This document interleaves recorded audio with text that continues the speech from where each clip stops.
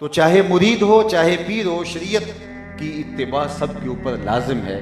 اور اہل تصوف اور صوفیہ وہ اپنی ساری زندگیاں اس طرح بسر کرتے ہیں کہ وہ لوگوں میں شریعت کی تعلیم اور ترغیب کا عمل جاری رکھے ہوتے ہیں، لیکن سب سے پہلے ان کا اپنا عمل اس کی گواہی ہوتا ہے۔ حضرت شاہ نقشبند بخاری علیہ رحمہ نے کتنی خوبصورت بات کہی۔ آپ فرماتے ہیں کہ جس شخص کی خاموشی فائدہ نہیں دیتی اس کی تقریر فائدہ نہیں دیتی۔ یہ کتنی بڑی بات ہے۔ مطلب کیا؟ جس شخص کا کردار اثر انداز نہیں ہوتا، اس شخص کی گفتگو کانوں سے ٹکرا کے لذتیں پیدا تو کر سکتی ہے، لیکن دل میں اترنے کا فن نہیں جانتی۔ بات وہی دل تک اترتی ہے جو دل سے نکلے۔ فارسی والے کہتے ہیں از دل خیزت بر دل ریزت۔ صوفیاء کی زندگی اس کا مصداق ہوتی ہے۔ وہ گفتار کے آدمی نہیں ہوتے، وہ کردار کے آدمی ہوتے ہیں۔ ان کی زندگیوں میں تقریریں بہت کم ہوتی ہیں، لیکن عمل سے وہ لوگوں پہ اثر انداز ہوتے ہیں۔ یہی وجہ ہے جو ان کو دیکھتا چلا جاتا ہے دل کی دنیا بدلتی چلی جاتی ہے۔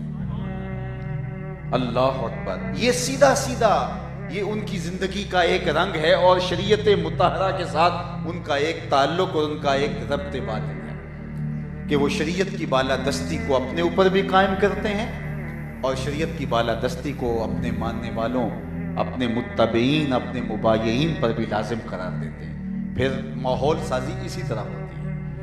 تو اگر آپ اس رنگ کے اندر دیکھیں اس آستانہ نور کو، اور آپ نے جس طرح سے اپنے سالکین کی تربیت کی اور ان کو جس طرح شریعت کے رنگ میں رنگا، شریعت کا رنگ بھی چڑھایا اور ان پر طریقت کا رنگ بھی چڑھایا، ان کے ظاہری حلیے بھی بدل دیے اور ان کے اندر بھی اللہ کی ضرب سے مالا مال کر دیا۔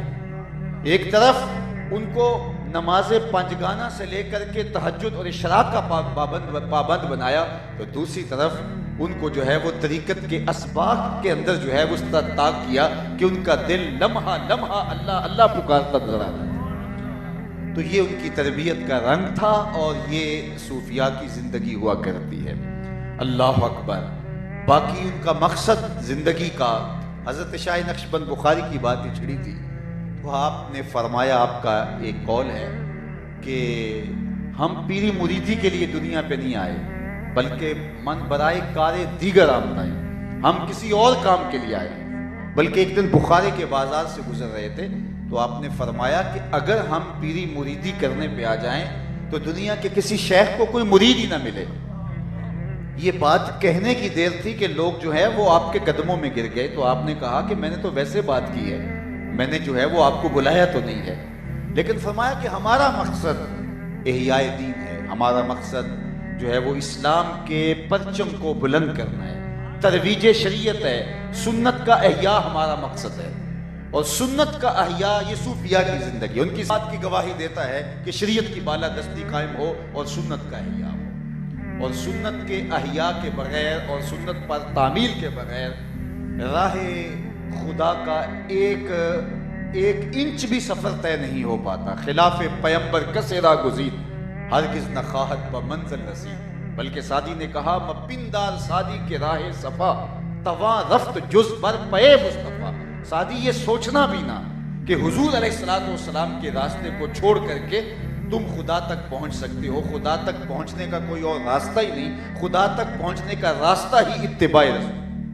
بالخصوص طریقہ نقشبندیہ کے اندر جو موصل اللہ ہے، راستہ ہے جو اللہ تک پہنچانے والا راستہ ہے، جو قریب ترین راستہ ہے، جو خدا تعالیٰ کے وصل کا ذریعہ بنتا ہے، وہ دو چیزیں ہیں، ایک صحبت شیخ اور دوسری چیز جو ہے وہ اطاعت پیغمبر صلی اللہ علیہ وسلم، حضور علیہ السلام کی سنت کا اتباع، اور شیخ کی صحبت سے ہی یہ سنت کا نور ملتا ہے، کوئی الگ چیز نہیں ہوتی۔ اس لیے صحبت کو لازم قرار دے دیا گیا۔ حضرت خواجہ عبید اللہ حرار نے کہا صحبت شیخ بے ذکر حق، افادے میں، فائدہ پہنچانے میں صحبت شیخ ذکر سے بہتر ہوتی ہے۔ کیوں؟ اس لیے کہ ذکر کی توفیق اس صحبت کی برکت سے نصیب ہوتی ہے۔ اور اس کا ترجمہ میاں صاحب نے اپنے لہجے میں کہا صحبت مجلس پیر میرے دی بہتر نفل نمازوں، صحبت مجلس پیر میرے دی بہتر نفل نمازوں، ہک ہک سخن شریف سونے دا کرتا محرم رازو. تو وہ صحبت جو ہے وہ رنگ پیدا کر دیتی ہے.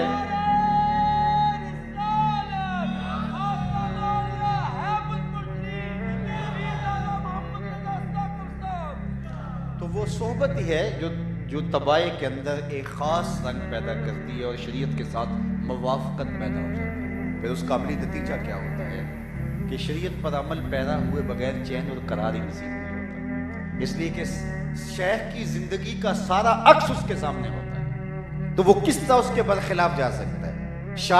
شیخ جو ہوتا ہے وہ نائب رسول اللہ ہوتا ہے, حضور علیہ الصلوۃ والسلام کا نائب ہوتا ہے, اور وہ جو ہے وہ عکس ہوتا ہے ان حقیقتوں کا, اور اس کو دیکھ کر کے جو ہے وہ بندہ راہ خدا تک پہنچنے کا راستہ تلاش کرتا ہے.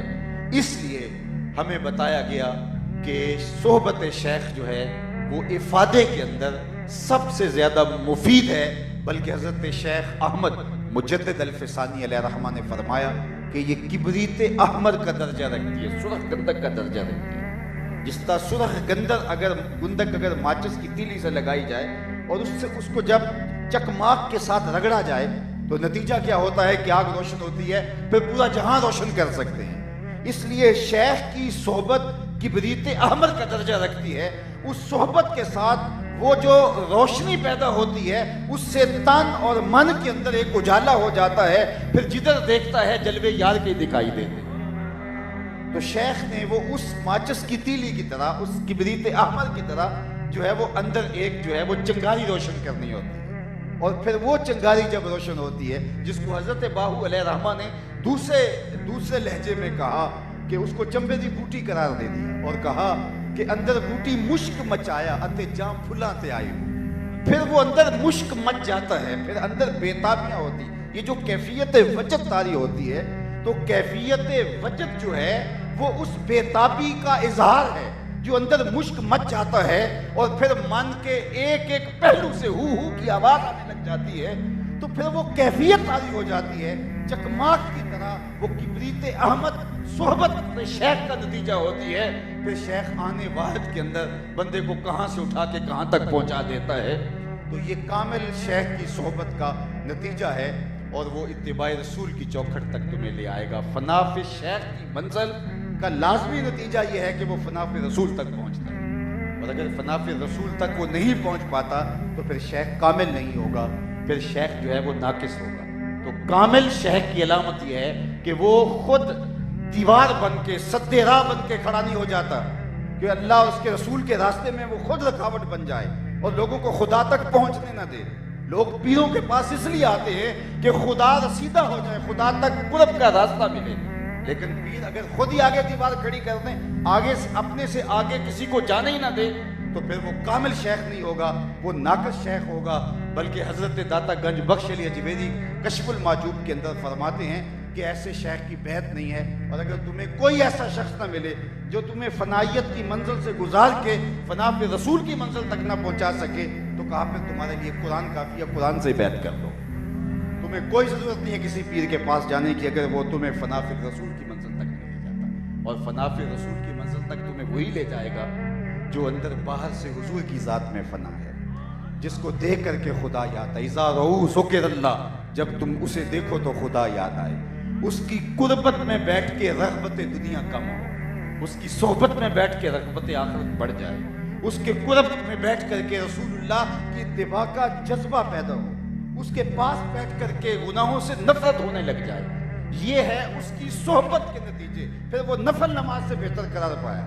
اور اگر یہ کچھ نہیں ہے, وہ بے زر بڑھتا ہے, وہ بے دولت بڑھتی ہے, اور خواہشات مزید پروان چڑھتی ہیں, تو پھر حضرت داتا صاحب کشف المعجوب میں فرماتے ہیں پھر اپنا وقت ضائع کرنے کی کوئی ضرورت نہیں. یہ وہ کامل لوگ تھے جنہوں نے اپنی زندگیوں کو اس طرح عملی نمونہ بنایا کہ جو ان کی صحبت کے دائرے میں آتا چلا گیا, پھر اٹھا کر کے انہیں حضور کے قدموں تک لے گئے. اور یہ کامل اللہ کے ولیوں کی زندگی ہوتی ہے. جب صاحب ارشاد ہوتا ہے اللہ کا ولی, پھر وہ یہی کام کرتا ہے کہ لوگوں کو ظلمتوں سے نکال کر کے, اندھیروں سے نکال کر کے اجالوں کا سفر ان کو جاری کرا دیتا ہے. اور یہ ان کی زندگی ہوتی ہے. یہ ارشاد کے منصب کے تقاضے ہیں کہ وہ پھر اس کام پہ لگ کر کے اس کو منزل رسیدہ کرتا ہے. اور یہ بات بھی زندگی صرف اعلاء کلمت الحق کے لیے، اللہ کے پیغام کے ابلاغ کے لیے، لوگوں کو خدا اور رسول کی دہلیز تک پہنچانے کے لیے ہوتی ہے، نہ یہ کہ لوگوں کو اپنی ذات منوانے کے لیے. اسی لیے حضرت ابو عمار الحنبلی نے کہا کہ استقامت کا طالب بن، کرامت کا طالب نہ بن. کہا کہ نفسوں کا تطلب منک الکرامہ و ربوں کا یطلب منک الاستقامہ. تیرا نفس تجھ سے کرامتیں مانگتا ہے اور تیرا رب تجھ سے استقامتیں مانگتا ہے.